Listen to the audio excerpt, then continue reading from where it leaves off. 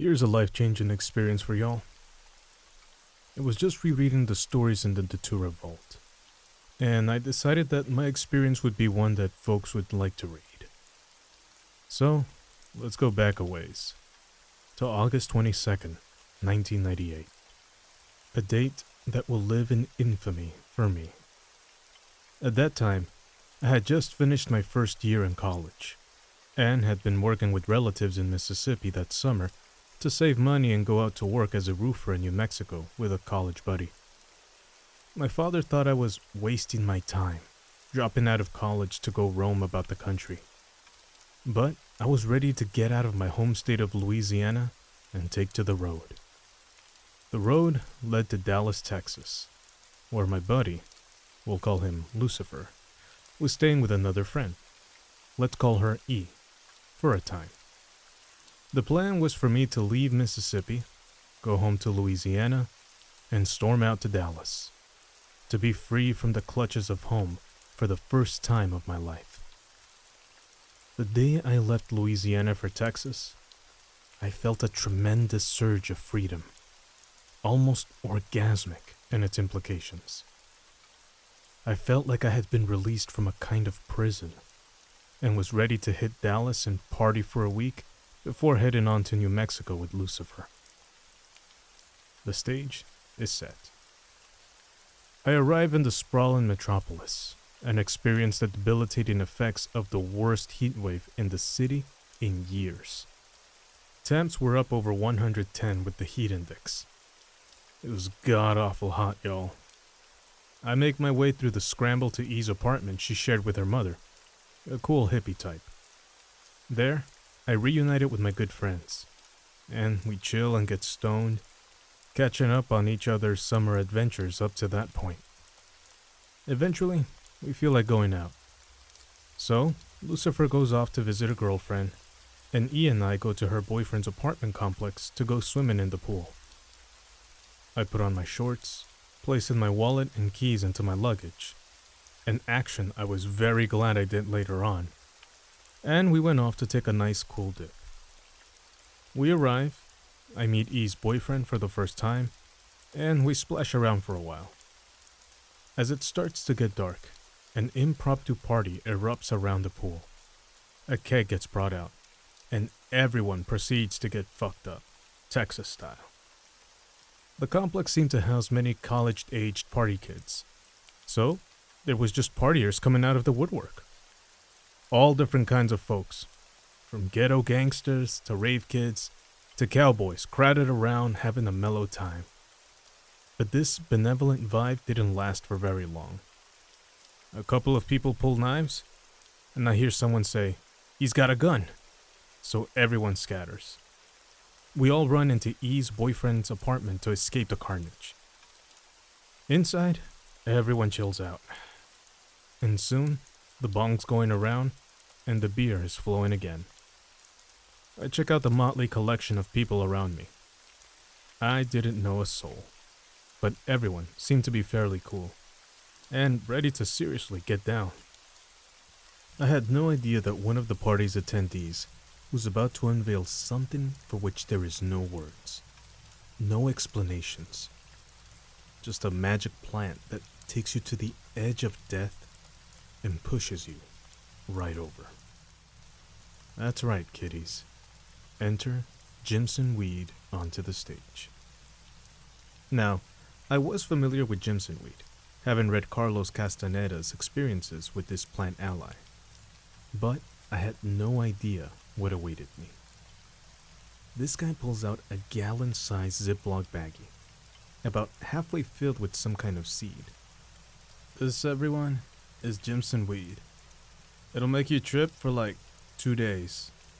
Usually I charge $40 for a dose, indicating that a handful was a dose. But I'll dose anyone who wants to for free. Good God.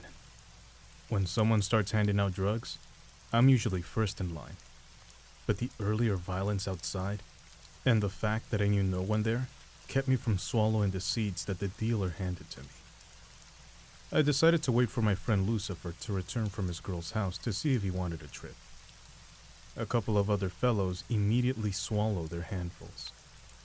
In retrospect, after reading hundreds of trip reports on this substance, this guy's recommended dose was way too much. I don't even think calling this a heroic dose is doing it justice. I sit and watch to see what the seeds will do to these guys. Then, after about 10 minutes, I'm like, fuck it, and down the seeds with a swig of beer.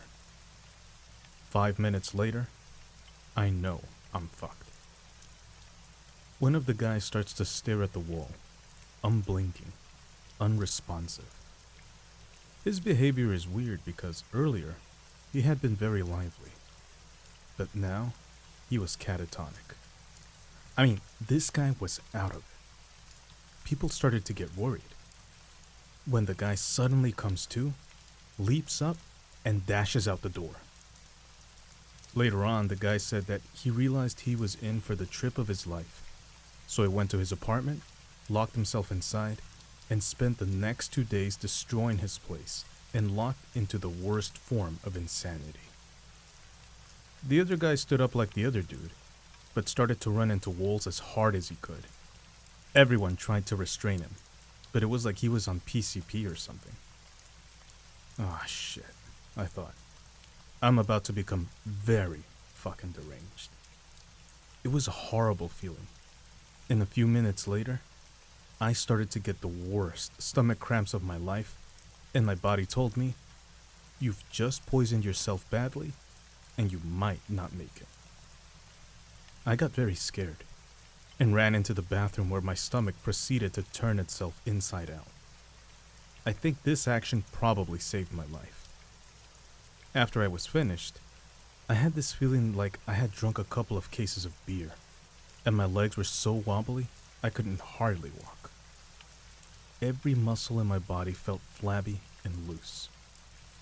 I returned to the living room, where I felt concern from people. E was repeatedly asking me, "Are you okay?" I tried to tell her I wasn't, but my tongue wouldn't work properly. At around this time, I started to feel like there were insects crawling around under my skin. An extremely uncomfortable sensation.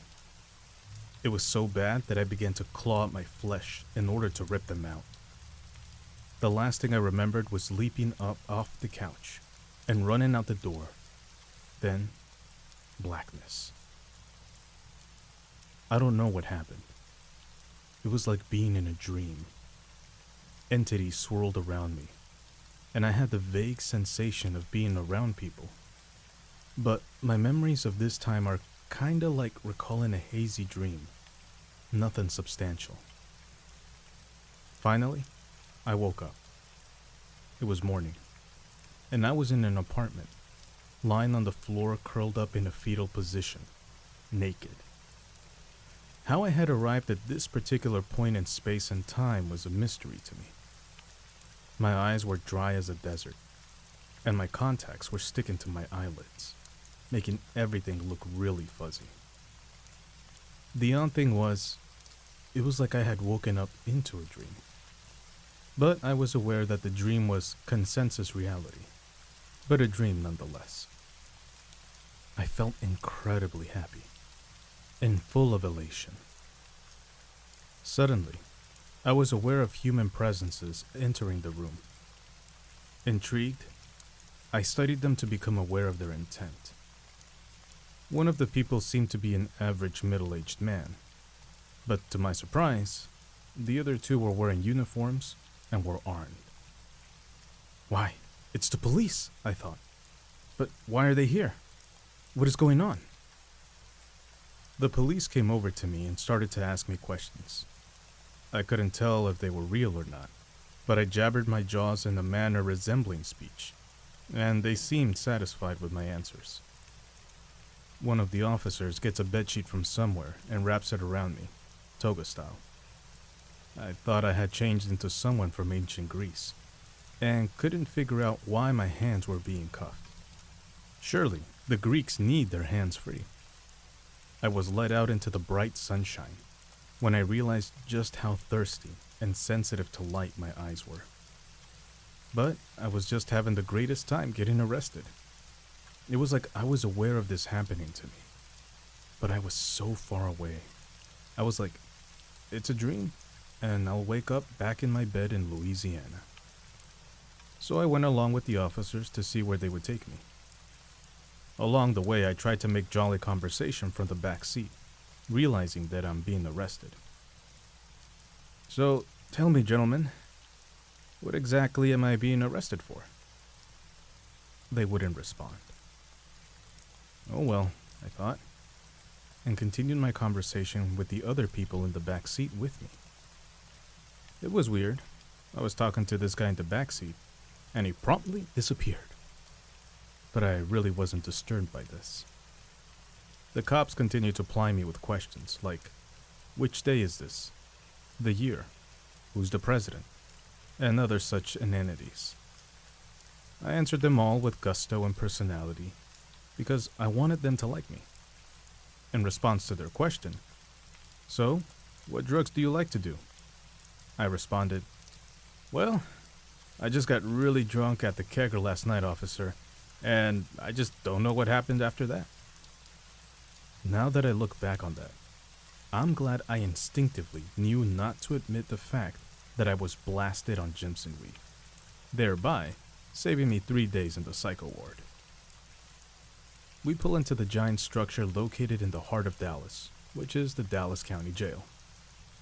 I was led into the heart of processing, and I was convinced that I was in an airport for some reason, what with all of the hubbub around me. My toga kept falling off, revealing my nakedness to hundreds of people. But I was so far out there, I didn't even notice until cops kept putting my sheet back on. After the volley of fingerprinting and paperwork, I was led into a single cell and given an orange jumpsuit to wear. Man, getting locked into a cell while mad on Jimson weed is something to behold. I immediately realized my situation and got serious in a disassociated sort of way.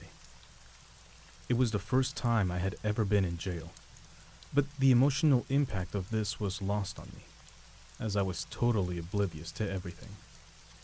It was like that feeling you get when you wake up out of a deep sleep. You know, that out of it feeling?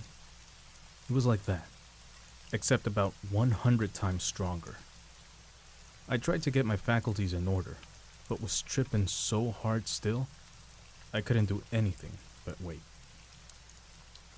I think I was put in my cell at about 8 in the morning, and stayed in there until about 10 o'clock at night.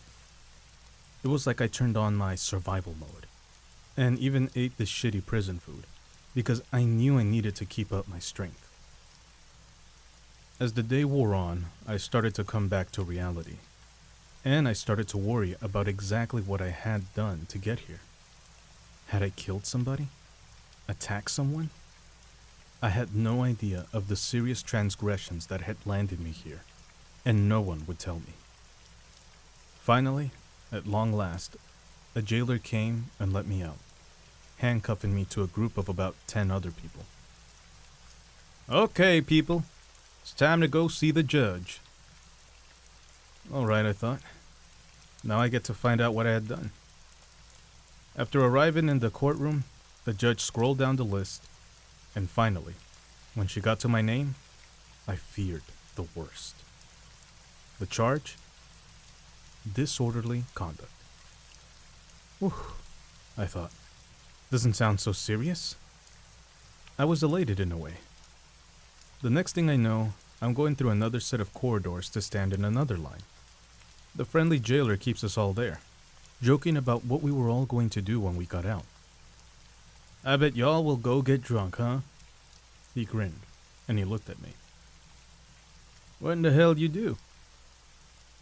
I don't know, but I got seriously wasted last night and got into some shit. Everyone laughed, as oblivious as I was on very powerful drugs, and probably looked like shit. The jailer gives me some street clothes and shoes. I had been wandering around the jail all day shoeless as well, and miraculously, lets us go. I was elated, until I realized I had no money, had no idea where I was, and was still tripping Very fucking hard.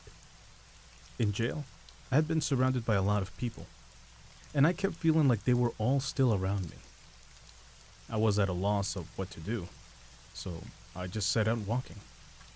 Spirits kept revolving around me, kind of like the way electrons surround an atom. As I walked, my trip seemed to grow in intensity. I recall myself just having great conversation with all of my friends, then just realizing, wait, they aren't here. And then seeing another one of my friends walking beside me and renewing my conversation. I remember seeing Lucifer and running up to him to tell him about my experience so far. Man, you should have kept me from the cops. Like, what the fuck, dude? And he would just smile and then disappear. Eventually, I found myself rapidly walking out of town into some weird area. The kind of place I'd normally be paranoid driving through at night sober. Not to mention on foot, out of my head on Jimson weed. Amazingly, I felt no fear, as the spirits surrounded me revealed themselves to be my guardian angels. They were the spirits of my ancestors, and of people I had never met. I somehow knew they were going to help me survive this experience and keep me from harm. I decided to walk back into the city, and a new problem manifested itself. As I stated previously, Dallas was in the middle of a heat wave, and I was desperately hot and thirsty. Earlier that summer, I had suffered heat exhaustion, and I felt my body slipping back into that state. My survival instinct kicked in, and I managed to keep myself hydrated by drinking out of water sprinklers and gutters. I knew if I didn't keep myself hydrated, I would die. I imagined that a lot of the thirst was directly caused by the Jimson weed.